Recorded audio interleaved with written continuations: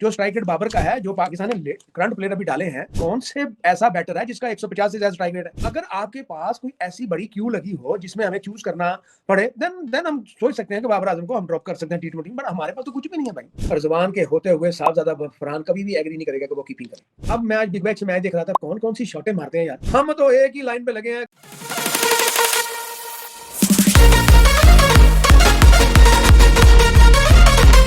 Star farmer cricketer Syed Ajmal हमारे साथ मौजूद है, मगर पहले इनसे ये बात करेंगे कि बाबर आजम के ऊपर बहुत डिस्कशन चल रही है एक दफा फिर, क्या श्रीलंका में होने वाले वर्ल्ड कप के लिए बाबर आजम पाकिस्तान स्क्वाड का हिस्सा डिजर्व करते हैं या नहीं, क्योंकि बिग बैच में अभी तक एक 50 आई है, आज के दिन भी उनके बल्ले से रन नहीं आए हैं। सैयद भाई बहुत शुक्रिया आपके टाइम का। बाबर आजम की इनिंग्स आप भी देख रहे होंगे बिग बैच में, एक तो बड़ी जबरदस्त आई 50 आई, मगर कुछ खास रन नहीं आए हैं। आपको लगता है कि कोई पॉइंट ऑफ डिस्कशन होना चाहिए बाबर आजम का, या straight forward T20 world cup squad का हिस्से होने चाहिए बाबर आजम? देखें, दो चीजें, यहाँ पे वर्ल्ड कप हो रहा है, वहां पे कोई हाई स्कोरिंग मैच नहीं होने, वहां पे हमें एक ऐसे प्लेयर की जरूरत होगी जो टीम को या मैच को लेकर चले। देखिए, हमने श्रीलंका एक ही जगह पे मैच खेलने हैं, और हमें जैसे इंडिया को सूट किया था, तो भाई उन्होंने अपने हिसाब से 3 से 4 स्पिनर डाले थे, याद है लास्ट वर्ल्ड कप में, तो वो कामयाब हुए चैंपियन ट्रॉफी में, तो वो कामयाब हुए। और उनका उनका जो स्ट्रेटजी थी वो बेहतरीन थी कि एक ही जगह मैच खेलना है, कहीं मूव नहीं करना। तो एक तो उनको बड़ा रेस्ट मिल रहा था, प्लस उन्होंने ऐसे बॉलरों को चूज किया जो स्पिन कर सकते हो, स्पिन को खेल सकते हो, और उन्हें इसमें परफॉर्म भी किया।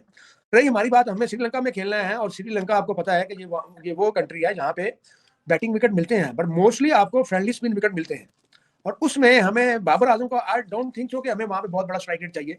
जो स्ट्राइक रेट बाबर का है, जो पाकिस्तान ने करंट प्लेयर अभी डाले हैं, उसमें कौन से ऐसा बैटर है जिसका 150 से ज्यादा स्ट्राइक रेट है?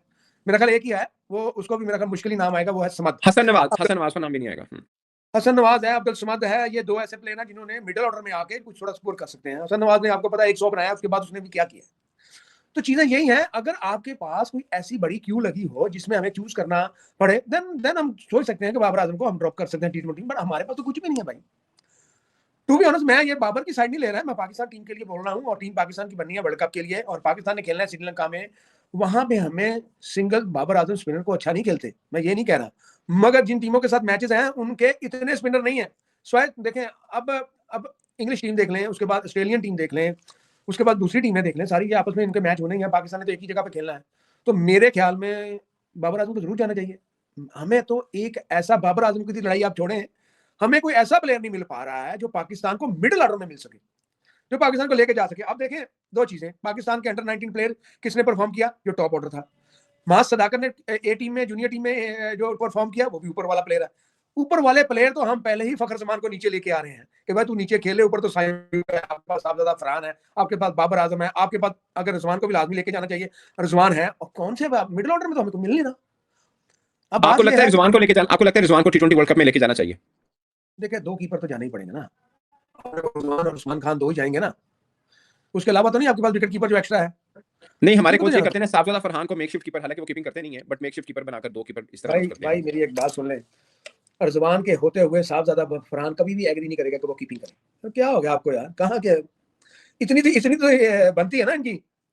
तो सोचने की बात यह है कि आप हंसे मत, मैं जो सही बात कर रहा हूँ, तो ये इतना तो वो कर सकते हैं कि नहीं, हो सकता है कि नहीं? नहीं, इसमें ऐसा नहीं है कि साहबजादा फरहान का कोई हो, लेकिन अभी तक जो टीम बन रही है ना, उसमें क्योंकि दो कीपर देने होते हैं आपको आईसीसी रिक्वायरमेंट के मुताबिक, खुदा ना खास्ता कंकशन हो जाता है, तो उसमें हम साहबजादा फरहान दूसरा नाम दे देते हैं। आपको लगता है कि रिजवान प्लेइंग 11 में भी बन जाएंगे? देखिए जी, जो टीम को रिक्वायरमेंट है, ठीक है, उसमें उस्मान खान भी तो ऊपर ही खेलता है ना यार। नहीं, उस्मान खान कभी छठे नंबर पे आता है, कभी चौथे पे, कभी पांचवें पे, तो लेकिन वैसे वो ऊपर खेलता है। ऐसे रिजवान भी तो, उसको कौन सा कोई एक जगह पे खिला रहे हो आप?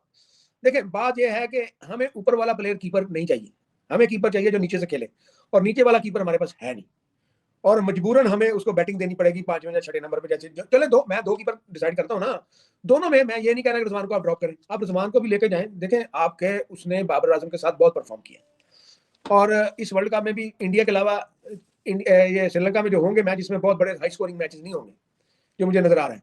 तो चीजें तो हमें कंट्रोल करनी है ना, उसमें हमें जैसे अब हमारे मेरे टाइम की बात अगर मैं करूँ ना, तो